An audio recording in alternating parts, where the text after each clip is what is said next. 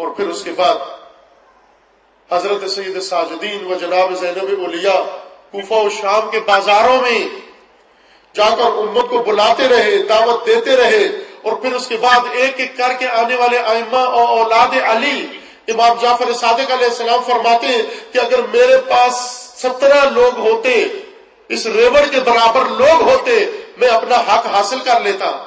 اور پھر امام صادق کے وہ فرزند مظلوم جس کا جنازہ بغداد کے پل پہ پڑا ہوا تھا، کاریگروں اور مزدوروں سے اٹھوایا گیا، جو 14 سال زندانوں میں پڑا رہا،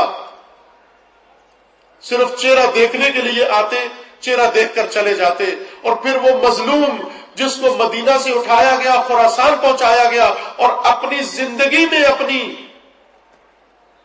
عزاداری کروائی، گریہ و بکا کروایا۔ کس لیے یہ سب کچھ تھا؟ یہ سب کچھ اس لیے تھا عزیزان تاکہ لبیک سنے، یہ سب لبیک سننے کے لیے تھا، یہ سب اس امت کی وجہ سے تھا جس کو میدان میں ہونا چاہیے تھا اور میدان میں نہیں ہے۔ امتیں جب میدان میں نہ ہو، زہرا دستک دیتی رہتی ہے، کوئی دروازہ نہیں کھولتا۔ امت جب میدان میں حاضر نہ ہو، علی تنہا ہو جاتے ہیں، حق لٹ جاتا ہے، کوئی دروازہ نہیں کھولتا، کوئی ہاتھ ساتھ دینے کے لیے تیار نہیں ہے۔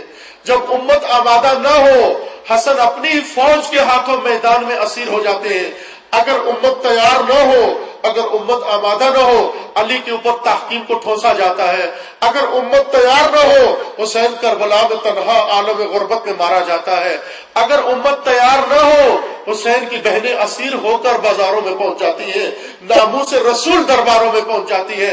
اگر امت آمادہ نہ ہو، امام صادق 4000 شاگردوں کو مسئلے تو بتاتے رہتے ہیں، لیکن 17 بھی امت بن کر اس کا ساتھ دینے کے لیے تیار نہیں ہوتے۔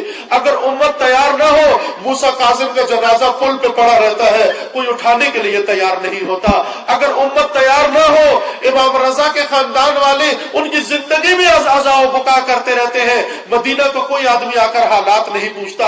اور اگر امت نہ ہو تو وہ ذخیرہ الہی بقیت اللہ صدیوں سے پردہ غیبت میں رہتا ہے، غیر آمادہ امت کے اندر ظہور نہیں کرتا۔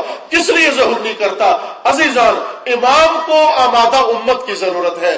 جب تک امتیں آمادہ نہ ہو جائیں، امام نہیں آتے اس کے اندر۔